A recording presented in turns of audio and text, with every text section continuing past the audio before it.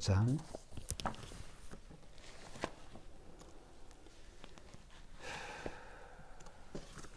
1절부터 10절까지 교독하겠습니다. 고린도후서 5장 1절로 10절.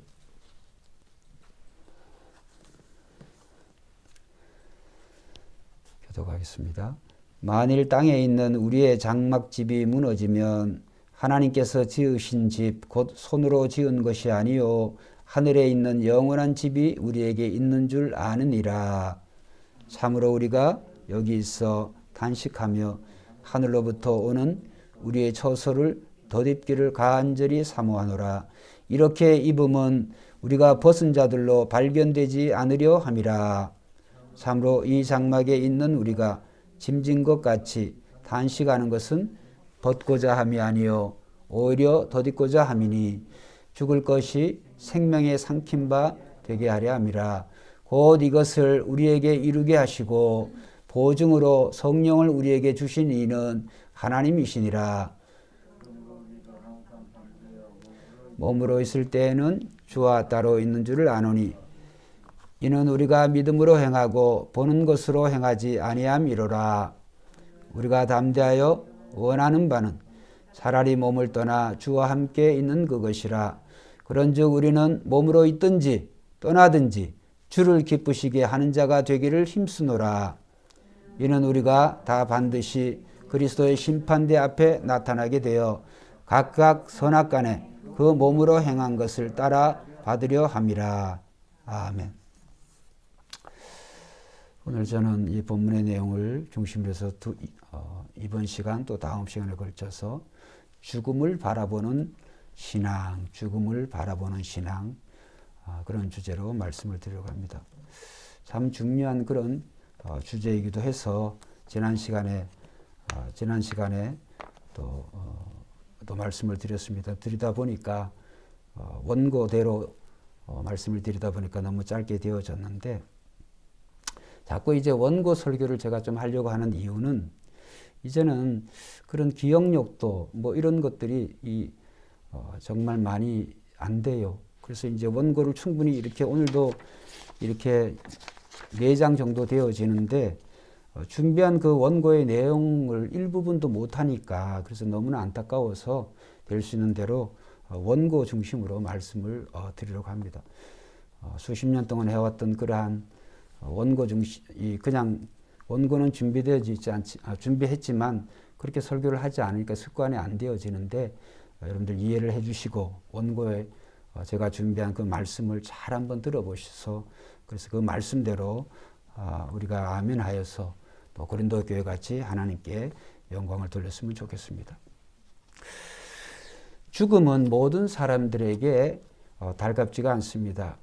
달갑지 않은 정도가 아니라 대부분 절대 마주하고 싶지 않은 그러한 현실이 죽음의 문제다. 저는 이렇게 생각을 합니다. 그래서 우리가 다른 사람의 죽음은 당연한 것으로 우리가 생각하지만은 정작 자신이 죽는다는 것을 알면서도 이제 우리는 잊어버리고 살아가지 않나 그런 생각이 듭니다. 우리가 죽음을 갑작스럽게 맞이하는 분들도 있고 또 어떤 사람은 전혀 죽음을 준비할 시간이 없이 또 그렇게 떠나가는 분들도 있습니다. 그렇다고 해서 우리가 죽음을 제대로 준비할 수 있는 것은 절대로 아닙니다. 죽음을 제대로 준비할 수 있는 게 아니다. 단지 이 땅에서의 삶을 정리하고 장례식을 잘 준비할 수 있는 거죠. 준비를 잘 한다고 한다면 죽음 자체는 우리의 입장에서 무엇을 준비해서 맞이할 수 있는 그런 문제가 아니라고 하는 것을 우리는 절대로 잊지 말아야 되겠습니다.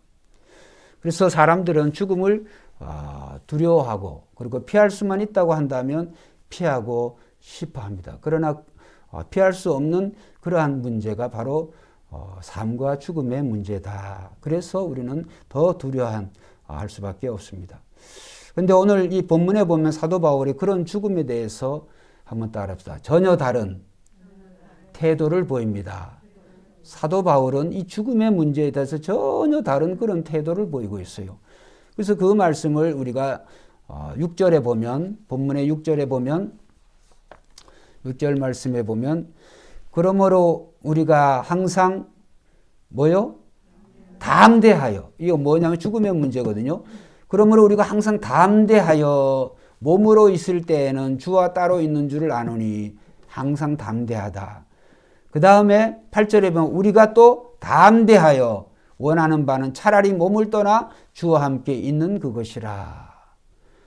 이 죽음의 문제를 사도 바울이 이 담대하다라고는 말을 연속적으로 이렇게 사용하는 걸 보면 사도 바울이 굉장히 이 사는 것보다 사는 것은 결국 정말 이 세상에 우리가 사는 그러한 삶을 얘기하는 거죠. 그러한 것보다 사도 바울은 오히려 죽는 것이 더 낫다. 이 육신을 떠나서 주와 함께 있는 것이 더 낫다. 이렇게 표현하는 것이죠. 그래서 그것을 담대하다 이런 표현을 쓰고 있고, 그래서 빌립보서 1장 23절에 보면 내가 그 둘 사이에 끼었으니 사는 것과 죽는 것, 이 둘 사이에 끼었으니 차라리 세상을 떠나서 그리스도와 함께 있는 것이 한번 따라합시다. 훨씬 더 좋은 일이라. 사도 바울이 그렇게 표현했어요. 내가 세상을 떠나서 차라리 세상을 떠나서 즉 죽어서 그리스도와 함께 있는 것이 훨씬 더 좋은 일이라.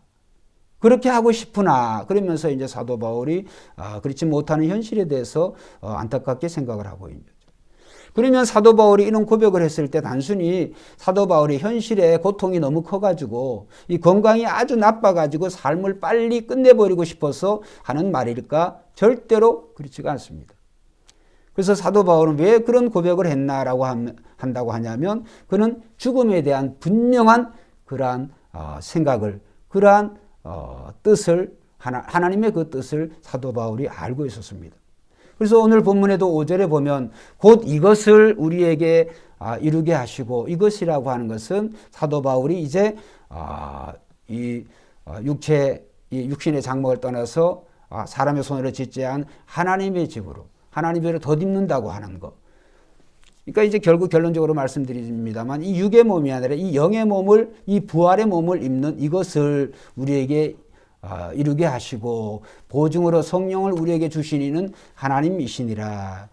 그래서 여기에 보면 이것을 주신 이가 우리에게 죽음을 주시고 또 죽음, 이 육신의 몸뿐만이 아니라 이 부활의 몸, 이 영광의 몸을 주시는 것도 하나님의 뜻이라고 하는 거예요.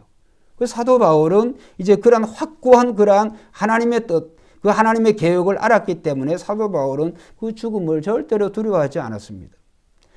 그래서 이러한 사도 바울의 고백은 단순한 그의 바람이나 그런 소망, 또 긍정적으로 생각하려고 하는 그런 노력이 아니고 아주 말씀 위에 굳건한 그런 기초 위에 세워져 있는, 한번 따라합시다, 확실한 소망입니다. 그래서 사도 바울은 이 죽음의 문제에 대해서 그냥 일반 사람들이 생각하는 그런 정도가 아니라 하나님의 말씀에 기초한 확실한 그런 소망을 가지고 있었습니다. 그 소망이라고 하는 것은 단지 눈앞에 있는 것이 아니기 때문에 소망이라고 그렇게 사도 바울이 표현하는 거죠. 그래서 오늘 말씀을 통해서 사도 바울은 이 죽음과 관련된 이 소망이 무엇인지, 사는 것보다 죽는 것이 이 사도 바울이 더 낫다라고 왜 이렇게 표현을 했는지 오늘 우리는 말씀을 통해서 우리가 알 수가 있습니다. 지난 시간에 사도 바울은 우리가 4장 16절에서 18절 지난 수요일에 말씀드린 것처럼 사도 바울은 고난 중에 그가 자신에게 펼쳐지는 또 여러 가지 어려운 일이 있습니다만 그 가운데서 그는 직분을 잘 충성했습니다. 그는 고난 가운데서 낙심하지 아니하고 계속 하나님의 종으로, 그리스도의 종으로 자신에게 주어진 그러한 복음을 증거하는 특권을 감사하면서 주어진 길을 사도 바울은 계속해서 잘 걸어갔습니다. 그래서 그가 사역하는 동안에 고난도 계속해서 있었지만 지난 시간에 말씀드린 것처럼 보이는 잠깐의 것을 주목하지 않고 보이지 않는 영원한 것을 사도 바울은 늘 생각하고 그렇게 사역을 했습니다. 그러면 그가 생각한 이 영원한 것이 무엇인가, 거기에 대한 것이 오늘 이제 본문의 이 죽음과 영생에 대한 그런 문제, 영원한 것. 자, 1절부터 우리가 한번 보겠습니다. 1절 말씀 다시 한번 읽어보겠습니다. 5장 1절 시작. 만일 땅에 있는 우리의 장막집이 무너지면 하나님께서 지으신 집 곧 손으로 지은 것이 아니요 하늘에 있는 영원한 집이 우리에게 있는 줄 아느니라. 자, 여기 보면 땅에 있는 장막집이 무너지면 하늘에 있는 영원한 집이 우리에게 있다고 사도 바울이 고백하는 거죠. 이 말씀은 지금 우리가 살고 있는 이 집, 여러분들이 빌라에 살든 아파트에 사시든 그러한 집과 또 우리가 들어가게 될 하나님의 나라, 그 천국을 말씀하는 게 아니고, 여기에 집은 우리의 몸을 얘기해요. 우리의 몸. 우리의 몸을. 그래서 여기 집은 우리의 몸을 의미해서 땅에 있는 우리의 몸이 무너지면, 즉 죽으면 이런 말이죠. 우리가 죽으면 하늘에 있는 다른 몸을 우리가 입게 된다는 거예요. 우리가 죽게 되면은 이 육신의 이 몸이 이제 무너진다, 이런 표현을 했는데, 우리가 죽으면 그러나 죽는 것으로 끝나지 아니하고 이제 하늘에 있는 다른 그런 몸을 우리가 본문에 보면 입게 된다. 보면 이제 덧입게 된다. 왜 덧입는다는 표현을 했을까? 그거는 조금 이따 말씀을 드리려고 하고요. 자, 그래서 지금 사도 바울이 우리의 몸, 현재 이 육체의 몸하고 죽음 이후에 우리가 가지게 될, 한번 따라합시다. 부활의 몸, 영광의 몸, 그것을 비교하고 있는 거예요. 지금 육체로 사는 이 몸과 그 다음에 죽음 이후에 우리가 덧입게 될 그 부활의 몸, 그 영광의 몸을 비교를 하는 거예요. 이 육체의 몸이 좋다고 그런다 하면 사도 바울이 그 죽음에 대해서 그래 담대하게 그런 말을 이렇게 그 소망이라고 표현할 게 없죠. 그런데 이 육체의 이 몸보다도 죽음 이후에 우리가 덧입게 될 그 영광의 몸이 더 소중하기 때문에, 더욱 귀하기 때문에 사도 바울은 사는 것보다 차라리 죽음을 바라는 그러한, 죽음을 소망하는 그러한 굳건한 신앙을 가진 것이죠. 왜 그럴까? 이제 우리가 한번 비교를 해볼 필요가 있어요. 그래서 오늘 말씀을 통해서 보면 사도 바울은 땅에 있는 우리의 장막집이다. 사도 바울이 우리가 이제 그 직업은 복음을 전하는 사도로 또 전도자죠. 그런데 사도 바울이 이제 자비랑 선교사로 그가 이제 어떤 일을 통해서 그 선교비를 충당을 했어요. 무슨 일을 했어요? 사도 바울이 장막을 짓는, 즉 텐트를 짓는, 그 텐트를 지어서 파는 그런 일을 했단 말이에요. 텐트를 만드는 그런 일. 텐트는 텐트예요. 그냥 텐트. 그래서 장막이라는 거예요. 장막. 원어로 보면 텐트로 되어 있어요. 텐트. 이 벽돌로 지은 이런 집이 아니고 텐트라고 하는 거예요. 여러분, 우리가 텐트의 용도가 뭐죠? 그 일시적인 거예요. 일시적인 거죠. 그래서 우리가 잠시 있을 곳에 건물을 짓고 살지는 않습니다. 잠시 있을 곳에 그 고정된 건물을 짓고 살지는 않죠. 그래서 텐트는 필요하면 그러한 것을 빌리거나 또는 텐트를 치면서 이동하면서 사는 것이죠. 그거는 즉 임시로 어느 곳에 머물 때 이 텐트가 적당하고 합당한 거죠. 임시로 머물 때. 우리의 몸이 그렇다는 거예요. 현재 우리의 몸이 영원한 그러한 몸이 아니라 임시적인 거라는 거예요. 이 세상에 살 동안에는 우리의 몸이 여기에는 맞춰져 있고 여기에 사는 동안에 여기에 맞춰져 있지만, 그러나 우리가 들어가야 될 하나님의 나라는 이 몸 가지고는 안 된다는 거예요. 그러니까 이 몸이 아니라 영광의 몸, 부활의 몸, 예수님의 몸처럼 바뀌어져야 되는 거예요. 그런 과정에 이 죽음이라고 하는 건 필수적인 거라고 하는 거죠. 죽음을 통해서 우리가 이 육신을 벗어나서 새로운 몸을 입게 된다고 하는 거예요. 텐트를 벗어서 사람의 손으로 지은 그런 텐트가 아니라, 그런 집이 아니라 하나님의 손으로 지은, 그렇죠? 하나님의 손으로 지은 하늘의 그 집을 우리가 덧입게 된다. 이렇게 사도 바울이 표현을 하는 거죠. 자, 그러면 이 죽음의 문제는 어떻게 왔을까? 히브리서 9장 27절에 보면 한 번 죽는 것은 사람에게 정해진 것이요 그 후에는 심판이 있으리니. 이 죽음의 문제는 인간이 피할 수 있는 문제, 하나님이 정하신 법칙이에요. 한 번 죽는 것은 모든 사람에게 정해진 것이고 그 후에는 심판이 있다. 왜 죽는 걸까? 로마서 6장 23절에 보면 죄의 삭은 사망이요 이렇게 했습니다. 로마서 3장 23절에 보면 모든 사람이 죄를 범하였음에, 한번 따라합시다. 하나님의 영광에 이르지 못하더니. 그러니까 모든 사람이 이 죄 문제가, 죄로 인해서 이 죽음의 문제가 왔는데, 이 이 죄의 문제를 해결하지 않고는 이 죽음의 문제를 해결할 수도 없고 그 다음에 하나님의 영광을 이룰 수가 없어요. 즉 하나님을 하나님과 함께 우리가 거하며 즉 우리 주님과 함께 거하며 살 수가 없는 거죠.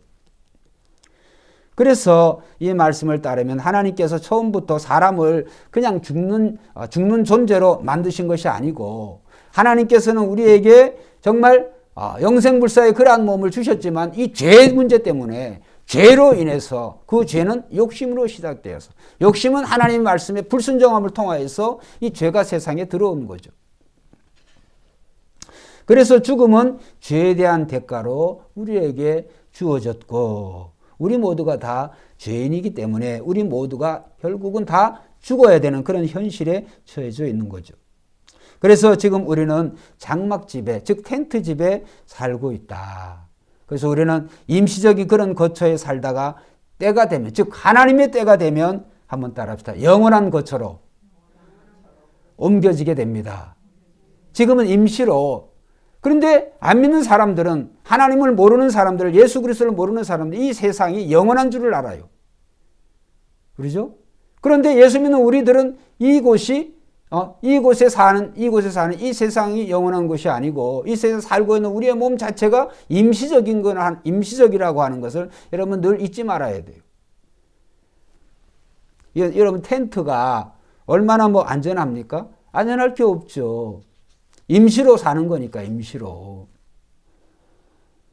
그러나 이 육신의 장막, 이 텐트의 용도가 이제 폐기 처분되어지면 즉 죽으면 이 텐트가 우리의 육신의 이 장막이 죽음이라는 과정을 통하여 우리는 다른 집에 살게 되는 거예요. 그 다른 집은 새로운 집이에요. 새로운 집. 그 새로운 집은 어떤 집이냐? 사람의 손으로 지은 것이 아니라 하늘에 있는 하나님이 지으신 영원한 집이다. 이렇게 오늘 본문에서 말씀하고 있습니다. 그러면 손으로 지은 것이 아니다. 거기 보면 이 손은 우리 사람의 손을 얘기하겠죠. 손으로 지은 것이 아니요. 자, 그러면 사람이 지은 것이 아니다라고 하는 이 말이 무슨 말일까? 마가복음 한번 찾아보겠습니다. 마가복음 14장. 다 찾아보세요. 마가복음 14장 58절에 보면 예수님의 재판 과정에서 이런 유대인들의 이런 말이 질문을 해요. 예수님의 재판 과정 마가복음 14장 57절 58절 한번 읽어보겠습니다. 마가복음 14장 57절 58절 자 같이 읽어봅니다. 시작. 어떤 사람들이 일어나 예수를 쳐서 거짓 증언하여 이르되 우리가 그의 말을 들으니 손으로 지은 이 성전을 손으로 짓지 아니한 다른 성전을 사흘 동안에 지으리라 하더라. 이게 보면 사람의 손으로 지은 성전하고 그 다음에 손으로 짓지 않은 다른 성전을 사흘 동안에 지으리라. 이렇게 예수님이 말을 했다는 것. 그러니까 이거는 완전 성전 모독죄가 되어지는 거죠. 그리고 그게 무슨 말인지 몰라요. 근데 여기에 대한 정확한 말씀을 이제 찾아옵니다. 요한복음 2장.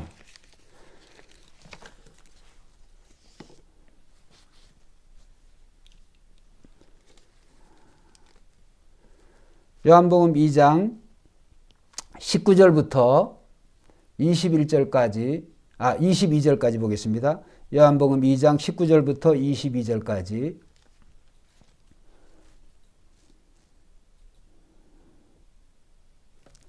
(19절부터) 교독하겠습니다. 예수께서 대답하여 이르시되 너희가 이 성전을 홀라 내가 사흘 동안에 일으키리라.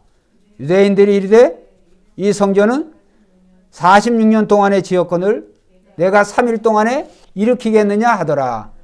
자 21절 그러나 예수는 성전된 자기 육체를 가리켜 말씀하신 것이라. 22절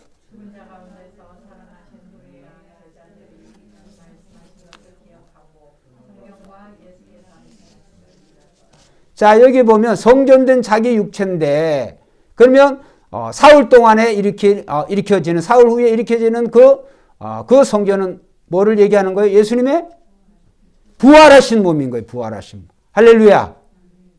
그러니까 예수님이 사흘 전에 죽으시는 예수님의 그 육신하고 죽은 후에 부활하신 그 예수님의 몸은 비교가 되어지는 거예요.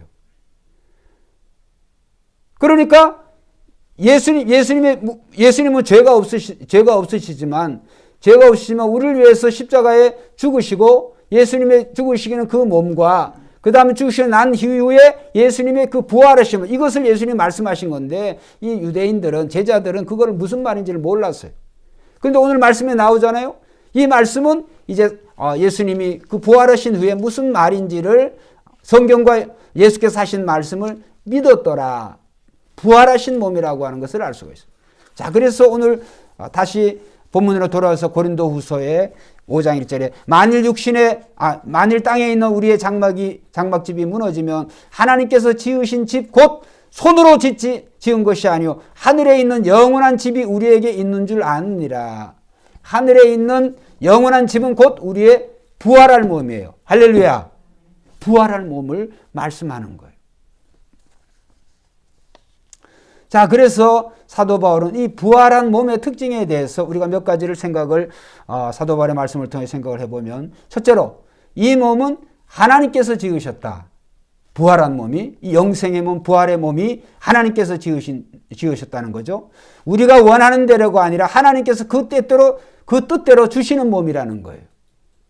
그렇죠. 사람이 뭐 어떤 건물을 질 때는 사람의 뜻대로 되어질 수 있지만 사람 뜻으로 자기 생각대로 할 수가 있지만 디자인을 그러나 이 부활의 몸은 하나님이 주시는 거예요. 하나님의 뜻대로. 할렐루야. 상상할 수가 없어요. 감히 상상할 수가 없지만 감히 상상할 수 있는 것은 예수님의 부활하신 몸을 우리가 생각해 볼 수가 있는 거죠.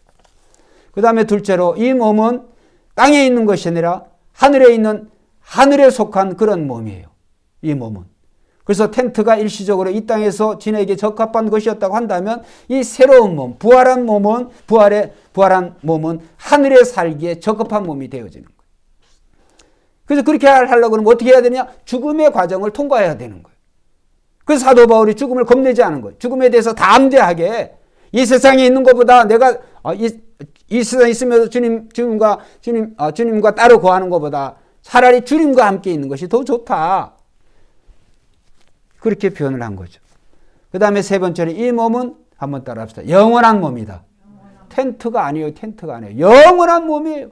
하나님의 나라에서 우리가 살게 될 이 몸은 주님의 몸, 그 주님의 몸처럼 우리는 영원한 몸. 이 몸은 다시 무너지지가 않아요. 낡아지지도 않고.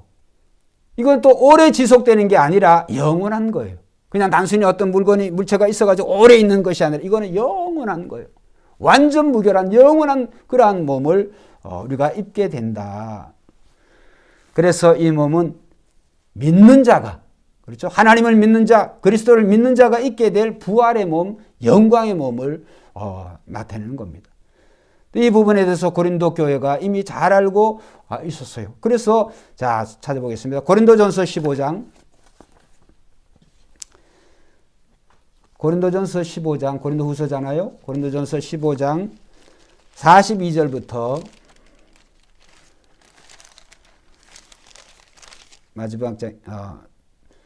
마지막 16장이고 42절부터 44절까지 42절부터 44절까지 한번 같이 읽어봅시다. 시작. 죽은 자의 부활도 그와 같으니 썩을 것으로 심고 뭐요? 썩지 않을 것으로 다시 살아나며 욕된 것으로 심고 뭐요? 영광스러운 것으로 다시 살아나며 약한 것으로 심고 강한 것으로 다시 살아나며 뭐요? 육의 몸으로 심고 신령한 몸으로 다시 살아나느니 뭐요? 육의 몸이 있은즉 영의 몸이 있느니라. 할렐루야. 그러니까 육의 몸이 있다고 하는 것은 영의 몸이 있다고 하는 거예요. 이 육신이 있다고 하는 것은 하나님께서 육신을 지으셨기 때문에 영의 몸도 있다고 하는 거예요. 그러니까 우리는 분명한 그러한 신앙과 믿음을 가져야 돼요. 어떤 신앙과 믿음이냐?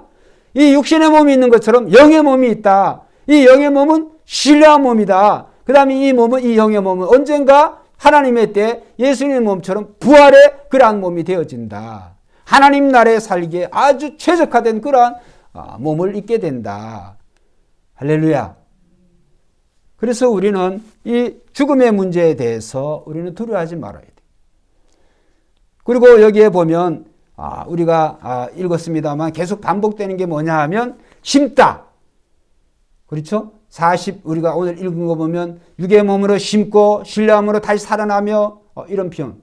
또 43절 욕된 것으로 심고 영광스러워 다시 살아나며. 여러분 심은 것이 있어야 거둘 게 있죠. 그렇잖아요? 심지 않은 데서 우리가 뭘 얻겠어요? 그러니까 그 말씀은 뭐냐 하면 하나님께서 온 우주와 만물을 창조하시고 그 다음에 인간을 하나님 형상과 모습으로 육체로 만드셨어요. 할렐루야. 이 육체를 하나님께서 그냥 폐기 처분하고 육체 필요 없다. 하나님은 육체 필요 없다. 단지 영으로만 산다. 그게 아니에요. 그래서 덧입는다로 하는 표현을 쓴 거예요. 덧입는다고 하는 것은 있는 상태에서 껴입는 거죠. 있는 상태에서. 그렇기 때문에 그런 표현을 쓴 거예요. 심는 거예요. 심는 거. 심었으면 다시 나는 거예요. 그 말씀은 뭐냐? 하나님께서 우리의 육의 몸도 만드셨은즉 영의 몸을 그 영의 몸을 우리에게 덧입혀 주시는 거예요. 언젠가 이제 주님이 오시는 그날에 그렇죠? 주님이 오신 그 전까지는 이제 우리의 영이 하나님의 나라에 있겠지만 그러나 주님이 오시는 그날에 이 영이 다시 예수님의 몸처럼 이 부활의 몸을 입으는 말입니다. 영광의 몸을 우리가 영광의 몸으로 하나님의 나라에 영원히 살게 되는 거죠. 그래서 사도 바울은 오늘 우리가 이제 그렇게 표현을 하는 거죠.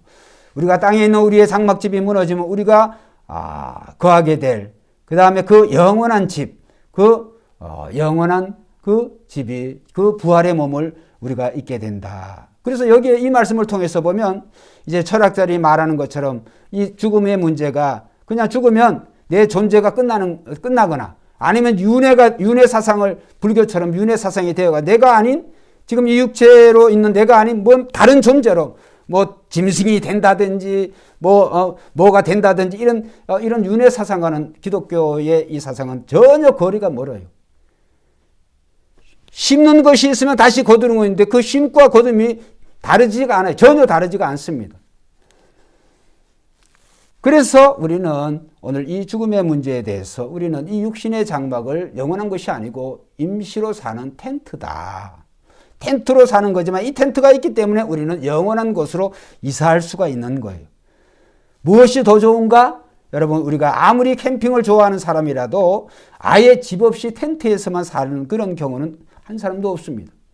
그래서 사도 바울도 텐트 만드는 일을 했지만 그것은 임시 거처 이상의 역할을 할 수 없음을 사도 바울이 잘 알았기 때문에 그런 비유를 들었던 거죠. 그래서 사도 바울은 2절 오늘 다시 돌아가서 고린도후서 5장 2절에 보면 참으로 우리가 여기 있어 뭐하며? 자, 다 찾아보세요. 고린도후서 5장 2절 한번 읽어봅시다. 시작. 참으로 우리가 여기 있어 탄식하며 하늘로부터 오는 우리 덧입기를 뭐요? 간절히 사모하느라. 여기 보면 여기 있어. 여기는 이 세상을 얘기하는 거예요. 여기에서. 이 육신의 몸을 가지고 있는. 근데 여기서 탄식하는 거예요. 왜 탄식을 할까요? 육체를 벗어나기 새로운 몸을 입기를 원하는 거예요. 사도 바울이. 그래서 하늘로부터 오는 우리의 처소로 덧입기를 그냥 사모하느라가 아니라 한번 따라합시다. 간절히 사모하노라. 이게 우리의 부활신앙이에요. 성도의 신앙은 이런 신앙을 가져야 될 줄로 믿습니다. 그래서 우리는 정말 이 안 믿는 사람들은 이 세상의 끝인 줄 알고 이 세상에서 그냥 지지고 볶고 사는 이 세상에 뭘 좋은 것처럼 이렇게 생각하고 그 다음 육신에서 뭘 먹을까 무엇을 마실까 무엇을 입을까 온 곡이 그렇죠. 그 신이 우리 배라고 그랬잖아요. 너의 신은 그 배라고 그랬어요.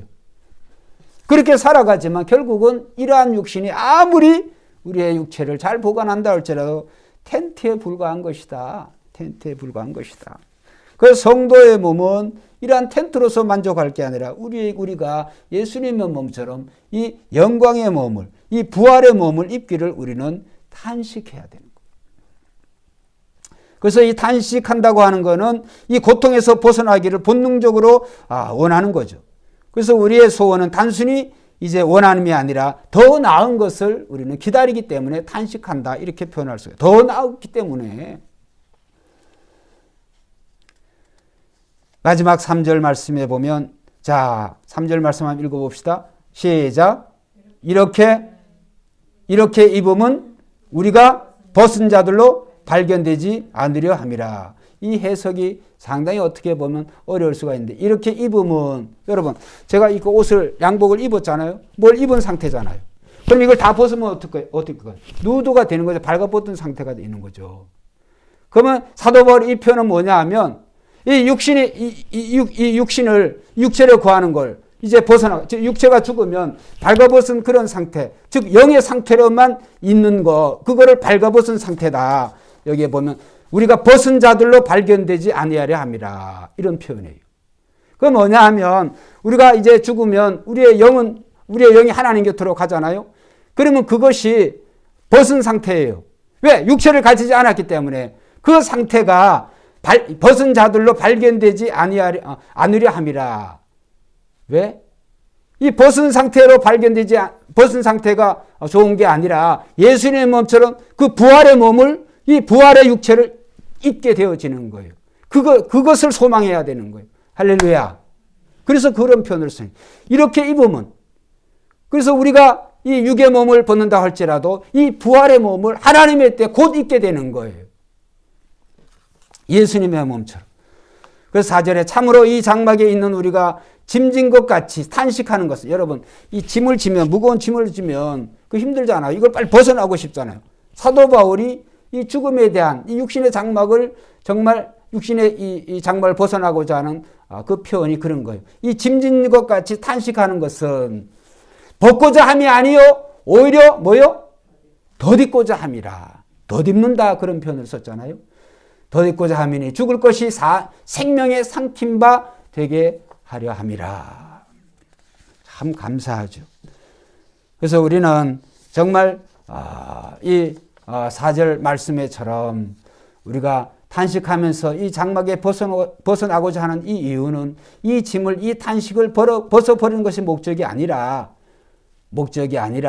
우리는 신뢰한 몸으로, 정말 그리스도의 몸으로 되어지는 거기 때문에 우리는 그것을 우리가 알기 때문에 탄식하고, 또 그것을 이 죽음 이후에 우리가 입게 될 그 몸을 우리가 소망하는 거죠.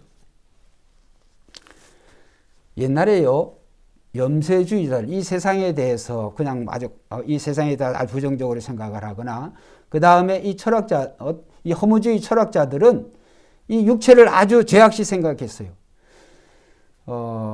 제가 기억하는 한 디오게네스라고 하는 그 헬라 철학자 있는데, 이 사람은 통 속에서만 살아요. 통 속에서 그냥 먹고 싸고 그냥 그저 일생에 사는 거예요. 세상을 싫어해요. 그 안에서만 사는, 그 안에서.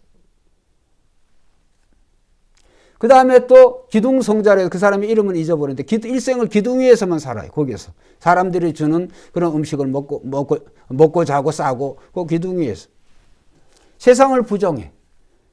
그런 사람들은 뭐냐 하면 이 육체로 무슨 일을 하든지 죽으면 영적인 그런 존재가 되었기 때문에 죽음 이후에 이 육적인 건 아무런 상관이 없다는 거예요. 그러니까 육체로 죄 짓는 건 그건 아무런 상관이 없는 거예요. 그런 식의 세상을 살면 되겠습니까? 분명히 성경에 말씀하겠죠. 육의 몸으로 심으면 영의 몸으로 다시 덧입게 되고 다시 살아나는 거예요. 심었기 때문에 거두는 게 있는 거예요.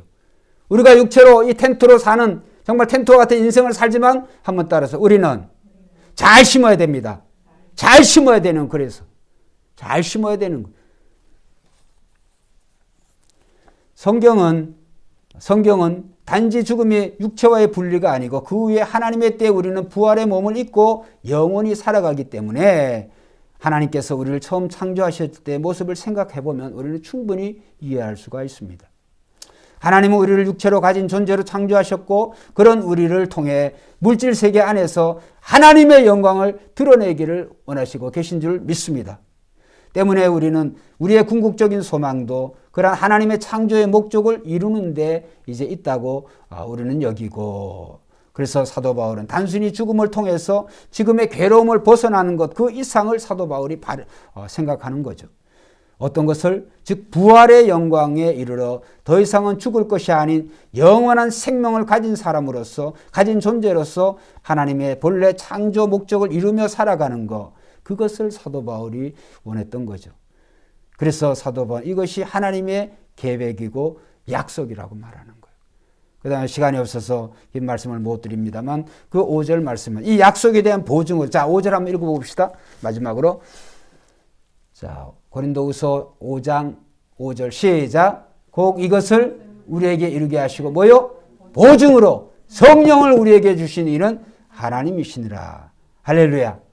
우리의 이 육의 몸이, 이 텐트와 같은 이 몸이 저 신령한 영의 몸이 있게 된다는 그 보증으로 성령을 우리에게 주셨다고 하는 거예요. 얼마나 감사해요. 그래서 우리 성도는 죽음을 두려워할 필요가 없어요. 우리 죽음을 도저히 두려워할 필요 없어요. 이 죽음의 과정을 통해서 우리는 신령한 몸을 입게 된다. 그 부활의 몸을 입게 된다. 주님의 몸처럼.